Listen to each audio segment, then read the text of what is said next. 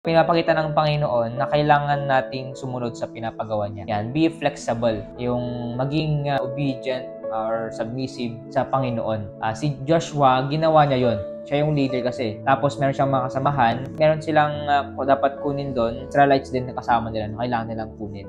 Sabi ng Panginoon na kailangan yung kunin yung mga gold, ang mga kayamanan doon, kukunin nila para ibigay sa Panginoon. Kaya doon, makita natin na ang Diyos yung nagsabi, ang Diyos yung gagawa, at ang Diyos yung magbibigay ng kapangyarihan. Hindi natin alam anong mangyayari, pero dahil sumunod tayo, ang Diyos nang bahala. Doon natin makikita yung faith natin, yung panampalataya sa Panginoon, na tinanggap natin Panginoon bilang tagapagligtas. Hindi natin siya nakita, hindi natin alam kung ano yung itsura niya, pero nanampalataya tayo. Kailangan lang natin na sumunod kagaya ng ginawa ni Joshua. God is the right way in life, kasi siya yung daan para maging maayos yung buhay natin. Kung may mga nangyayari na ang hirap gawin, sumunod lang, ituloy lang. Mas maganda daw na sumusunod kaysa mag-sacrifice. Kasi pag nag-sacrifice, ang hirap. Pag nag-sacrifice ka sa isang bagay, talagang hirap, tapos magpupursige, tapos mapapagod, yung unahin mo sila, ikaw na lang, sige ako na lang. Pero sabi ng Panginoon, to obey is better than sacrifice. Mas magandang sinusunod siya kaysa tayo ay mag-sacrifice. And to hearken than the fat